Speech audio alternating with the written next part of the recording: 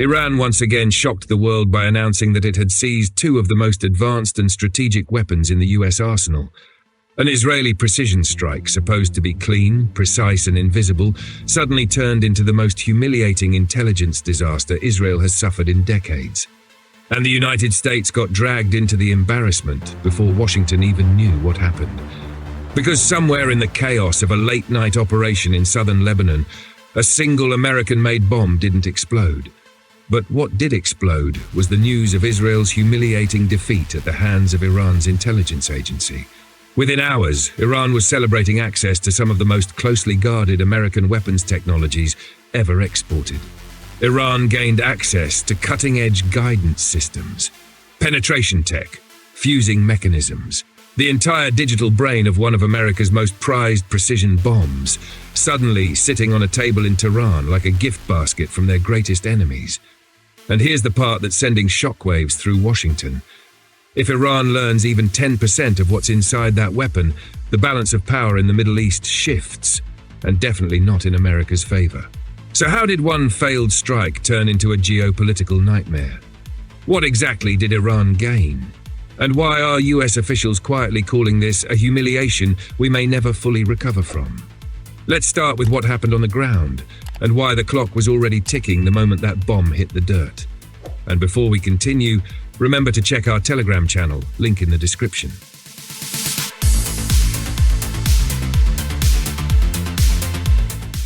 Israel is known for its surgical strikes. They used this kind of attack to eliminate top enemy officials in 7 countries just last year. But this time, let's just say things didn't go the way Netanyahu wanted. It began with a target so valuable that Israel wanted the operation finished before anyone even knew it had started. A senior Hezbollah commander, the kind of figure usually taken out with precise, silent efficiency. Israel chose the tool it trusted most, the American-made GBU-39B, a slim, compact bomb engineered to glide over long distances, even over 100 kilometers, and punch through hardened structures with a surgeon's accuracy. The bombs dropped. The strike shook the area. But in the middle of the debris, one GBU-39B didn't do what it was built to do. It didn't explode. It just sat there, intact. A 250-pound package of classified American engineering lying quietly like a gift box waiting to be opened. Hezbollah fighters weren't confused. They weren't scrambling. They executed what analysts are now calling one of the fastest, cleanest battlefield recoveries of the 21st century. Within minutes, they secured the area. Within hours, they were documenting every inch of the bomb, from nose cone to tail fin, not on shaky phone footage, but in a systematic, disciplined way that suggests they had trained for this exact scenario. They disassembled it, lifted out the navigation modules, removed the fusing systems, and they moved it out of Lebanon before daylight, straight toward Tehran. The funny part? What Israel intended as a surgical strike ended as a gift delivery mission of American technology to its biggest regional adversary, Iran. This bomb can penetrate 7 meters of reinforced concrete while weighing only 250 pounds, and it can glide over 100 kilometers with no engine, just like an eagle opening its wings and flying effortlessly. And even after gliding for over 100 kilometers, this bomb is still accurate enough to hit a volleyball-sized target. But here's the shocking part Washington didn't expect. This wasn't the only bomb that failed, and the second failure was far, far worse.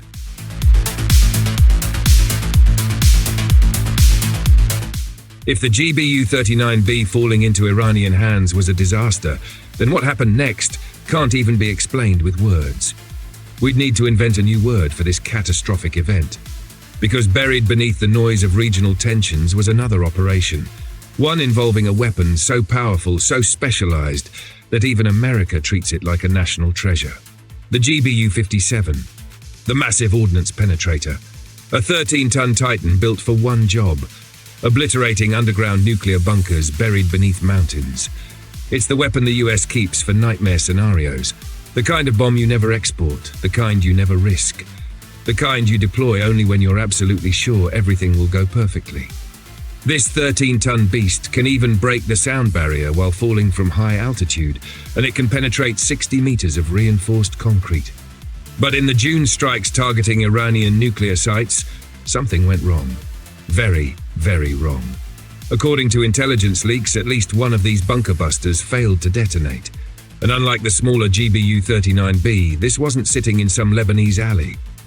This monster ended up in Iran's hands, intact enough for engineers to work with, analyze, and replicate parts of its design. Think about that for a second.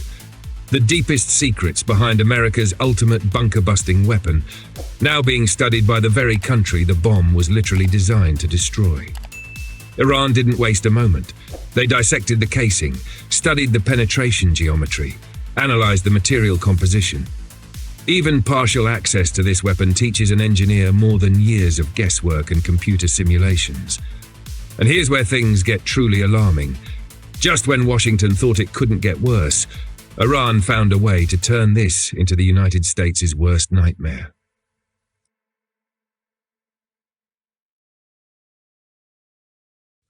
Iran was already working on a new warhead for its hypersonic missiles capable of penetrating 20 meters of reinforced concrete. But remember, Iran's hypersonic missiles strike at Mach 7, while America's bunker buster falls at about Mach 0.7. And that's where things get interesting, because if Iran integrates the American technology into a missile that hits 10 times faster, it could potentially produce a warhead capable of penetrating over 50 meters of concrete.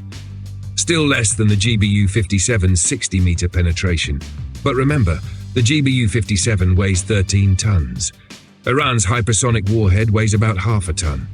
Speed, precision, and maneuverability make it one of the most terrifying weapons in Iran's arsenal if they manage to implement that captured US tech. Iran can benefit enormously from these two bombs. For example, the GBU-39B's navigation architecture.